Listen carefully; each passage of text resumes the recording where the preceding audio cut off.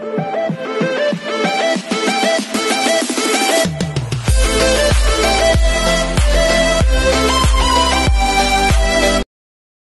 this is Kikimo Vlogs, a Filipino reactor based here in Saudi Arabia, and welcome back to my channel. Agad-agad, gawa natin ito ng reaction video, ang Barda compilation for today's video. Hindi pala Barda, yung mga comments muna yung babasahin natin for today's video. Titingnan natin kung may pupuksain tayo dito.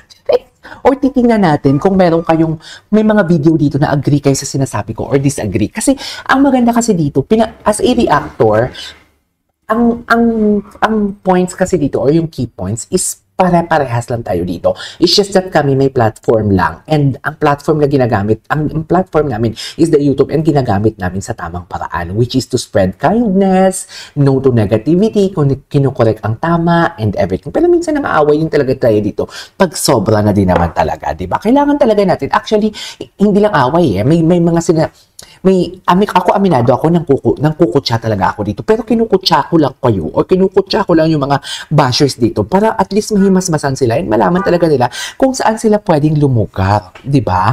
Kasi hindi mo na yan yung mga ganyan, hindi mo na yan sila madadala sa mga lambingan na salita. Hindi na dear yung explanation, hindi na patapangan na talaga dito. Ang sabi ko nga, matira matibay. Kung si Madam Pickles team panatag, tayo team matatag for today's video. Shout out Madam Pickles and Madam Inertia, and also Barda in private. Shout out to you. So, gawa natin ito ng reaction video. May mga comments dito kahapon sa video natin. I don't know what is the title of this video.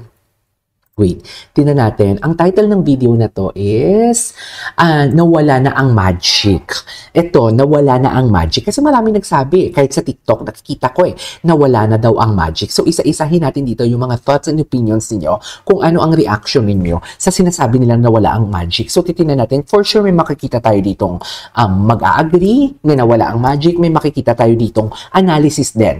Kasi, ang sinasabi kasi na nawala ang magic, doon pa lang sa first part ng kumanta sila. Diba? Kasi ako aminado din naman ako ng first part ng hindi natin, na kung titingnan mo lang talaga, aminado talaga ako, sinabi ko talaga sa self ko, or napaisip talaga ako na, okay, distant.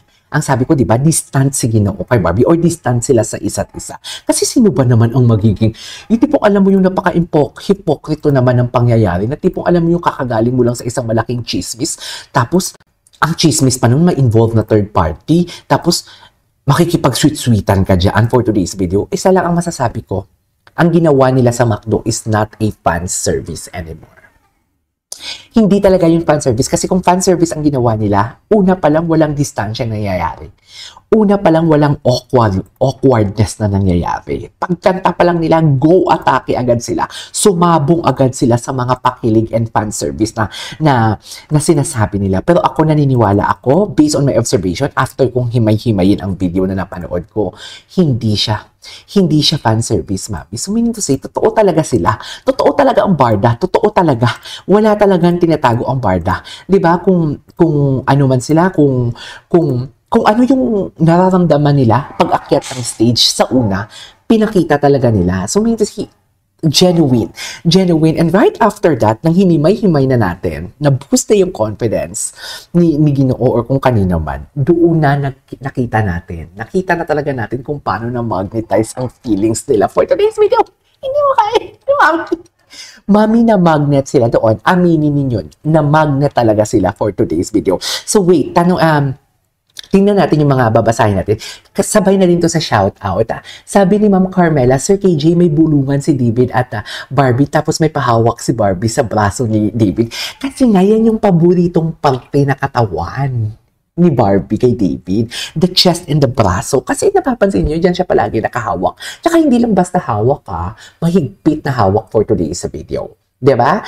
Aminin nyo yan, ang parte naman na paborito ni Ginoo talaga kay Barbie is ang talikod-genic. Yung likod talaga, mami, ang paborito for today's video. Yun talaga ang paborito niya. Sabihin yung dilulu ako, panoorin nyo yung mga lumang picture nilang dalawa. Saan naman nahawak kay Jihaler? Pwede naman sa balikat. Pero bihira lang natin nakikita si Ginoo na humawak sa balikat kay Barbie. Mostly talaga ang hinahawakan ni Ginoo yung likod talaga. At hindi lang din hawak. May haplos talaga na may haplos talaga na pagmamahal. Huwag nyo akong kontrahin dyan. Sa totoo lang, sinasabi ko sa inyo. 'Di ba?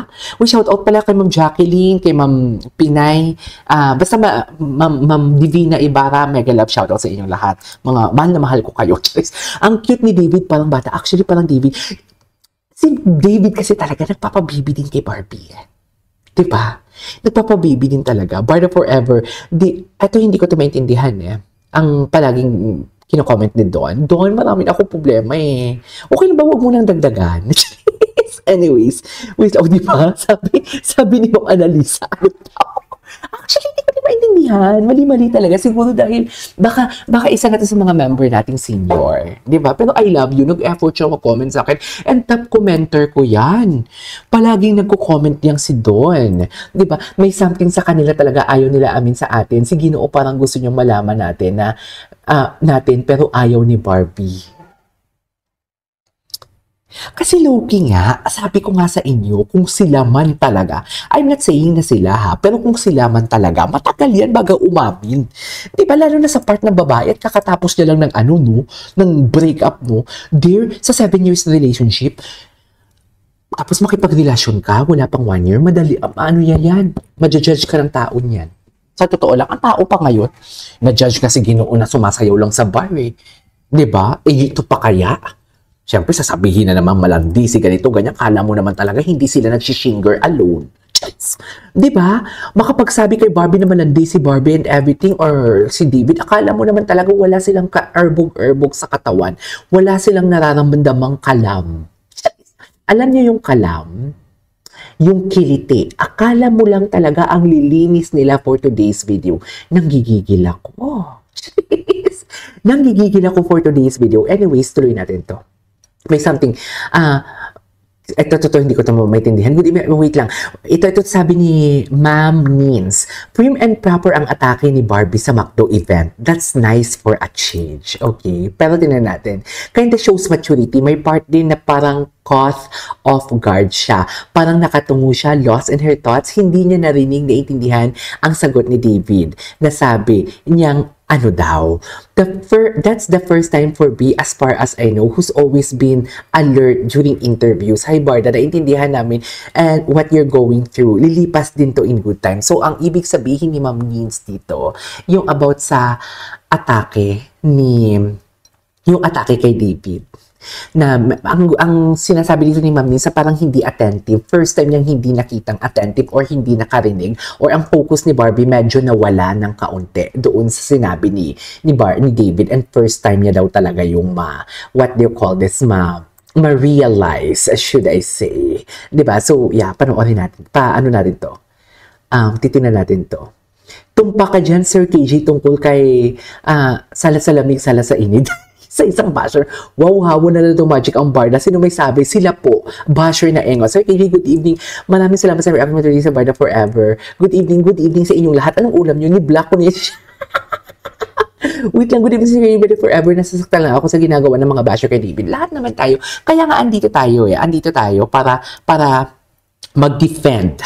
Andito tayo para mag-defend kay David Licauco. Kasi, alam mo, sabi ko nga sa inyo, kaya si David ang inaatake nila kasi hindi nagsasalita si David. Unlike kay Barbie, pag tinanong talaga yung may issue about kay Jameson, sinabi niya talaga na friends lang kami. Ora mismo sinabi niya talaga, friends lang kami. Kaya sumasagot talaga si Barbie. 'Di ba? Sumasagot talaga siya. Anyways, without further ado, i-cut muna natin to. Medyo mahaba na ang video. Ituloy natin sa next video natin. Okay?